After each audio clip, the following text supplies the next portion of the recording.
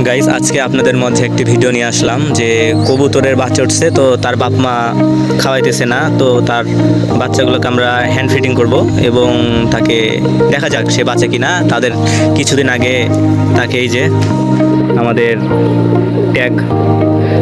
ট্যাগটা দেওয়া হয়েছে, এই যে ট্যাগ পরানো হয়েছে।